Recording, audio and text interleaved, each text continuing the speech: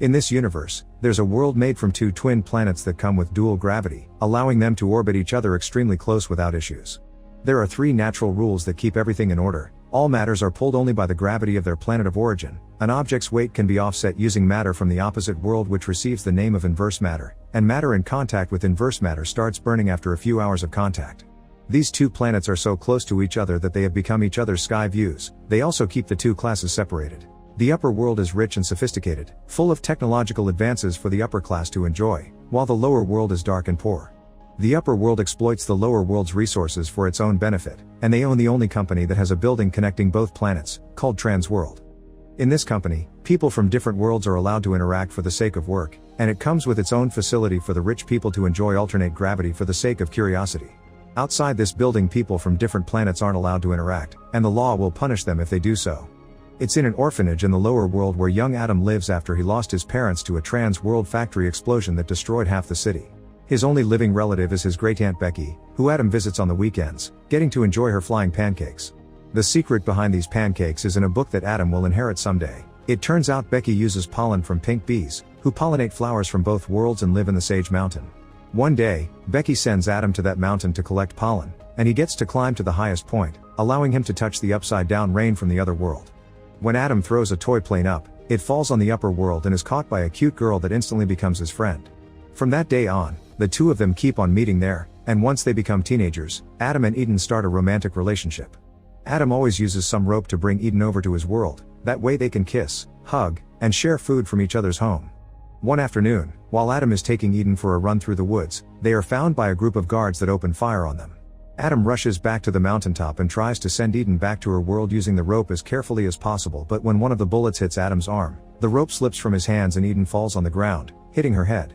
After crying his grief out, Adam returns home, where he has to watch how Becky is arrested and her house is burned down. 10 years later, Adam works in a mechanic's shop with fellow orphan Pablo under the mentorship of their boss Albert.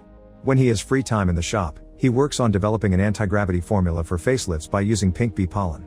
Unfortunately, so far it only works for a few seconds because the equipment he needs to advance can only be found in the upper world.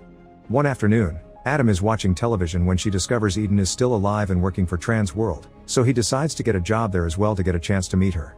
By showing them his experiments with anti-gravity matter, he quickly gets the position, but Adam is also reminded he shouldn't interact with people from the upper world for anything that is not job related, and that if he steals any of the inverse matter he'll be given for his research, he will get in serious trouble.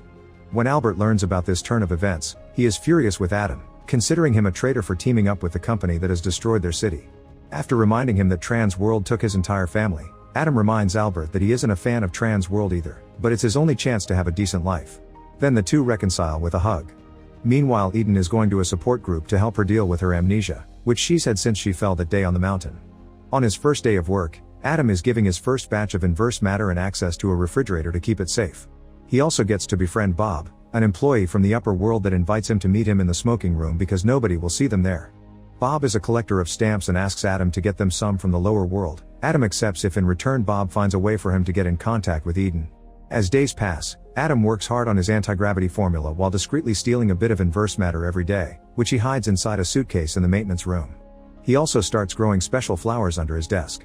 Bob is incredibly happy when Adam brings him the stamps, and not only he gives him Eden's office number, he also brings Adam some nice clothes he can wear for when he finally gets that date. The experimentation with the cream goes well when Adam tests it with a dog, getting him approval to start testing with humans too. After that successful afternoon, Adam pretends to stay behind in the office to work extra hours, and once everybody is gone, he uses Bob's phone and name to arrange a meeting with Eden, saying it is for work reasons. Later in the evening, Adam gets Pablo and Albert to help him make a special suit to hide the inverse matter in, that way he can see Eden while pretending to be from the upper world. Pablo wonders what exactly Adam's plan is here because even if Eden takes him back, the law will never let them be together, but Adam dismisses his worries. The next day, Adam changes in the maintenance room, and his body changes gravity as soon as he puts on the inverse matter on his clothes. He has to leave in a hurry because a guard hears him around and comes to investigate, but he manages to take the elevator before he gets caught. Sadly, seeing Eden again isn't as exciting as he hoped because there is a huge problem: she doesn't remember him. After hearing from the secretary that Eden has amnesia, Adam sticks to work-related conversation while occasionally dropping hints about their childhood together to see if it triggers something in her, to no avail. Eventually the inverse matter in Adam's clothes begins burning him, so he rushes out of the room claiming to need to relieve himself. In the bathroom, He wets the inverse matter to cool it down a bit, and before going back, he decides to pee, but since he is from the lower world, his urine floats up and hits the ceiling, activating the alarm. Now Adam has to run back to the lower world to avoid being discovered, leaving Eden waiting for him for nothing. The following day, the company's CEO announces which employees will be fired next, which seems to be a regular occurrence in trans world. The list of employees includes poor Bob, who is told it is time for him to retire after 31 years of service. At the end of the day, Bob says goodbye to Adam and gives him a box pretending it's extra tools for his experiments, but he actually includes his ID so that Adam can leave the building through the upper world door. After Bob is gone, Adam uses his phone again to contact Eden and ask her out on a date. Using the inverse matter suit and Bob's ID, Adam gets to visit the upper world for the first time and is amazed by the way technology can be found in every corner. He meets with Eden at a restaurant and can't help asking her how come she doesn't remember him, but Eden gets so upset about her lack of past memories that Adam changes the story to mean randomly seeing each other in the elevator. The two of them have a lovely meal together, and when Adam's shoes start burning, he ends the date, promising Eden to see her again soon before running to the nearest river and jumping into the water. Then he drops all his weights and lets them sink. That way he returns to his own world naturally by letting gravity take him back into the opposite river. That night, Eden dreams of blurry mountaintop meetings and Adam's voice.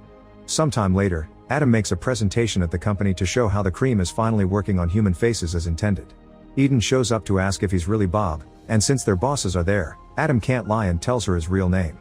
Eden leaves in tears thinking he must have been trying to scam her, so Adam drops the presentation in the middle of it and goes looking for her after changing into the new inverse matter suit he's made. Eden's secretary tells him she's left the building and Adam does the same using Bob's ID again, but this time the system is up to date and recognizes the card as terminated, which means guards start chasing Adam too. Adam runs through the city and realizes he only has one way to lose the guard. He takes off his weights and lets gravity take him up to hide underneath a building balcony. That night, Eden dreams again, and this time she remembers her entire first meeting with Adam when they were kids. In the morning, Adam goes to Bob's house, who doesn't hesitate to hide him for a while and fixes his suit to make it stop overheating anymore. As thanks, Adam shows Bob his anti-gravity formula, explaining he didn't tell Trans World the final ingredient so they can't steal it from him. The people at Trans World are realizing this too, and the CEO orders his guards to find Adam before the cops do. A few moments later, Adam visits the same restaurant and is pleased to find Eden waiting for him because she finally remembers it all. The couple reunites with a kiss, but unfortunately their sweet moment is interrupted by the police coming after Adam, forcing him to escape through the window and lose his weights again to let gravity take him back to his own planet. While reporters on TV cover the story of a fugitive from the lower world, Adam returns to the mountaintop, which is the perfect step to take because Eden does the same on her side. The couple reunites once again when Adam jumps over with his inverse matter suit and they get frisky while they float around thanks to their combined gravities. Shortly afterward, the guards find the couple and begin chasing them through the woods, thus Adam decides to take off the inverse matter weights and grab Eden to take her with him as his planet's gravity does its thing. They end up stuck inside the old abandoned structure of a Zeppelin, and when Adam is accidentally hit by a bullet, he urges Eden to let go of him so she can save herself. Eden ends up being arrested, and Adam miraculously survives by landing on top of a tree.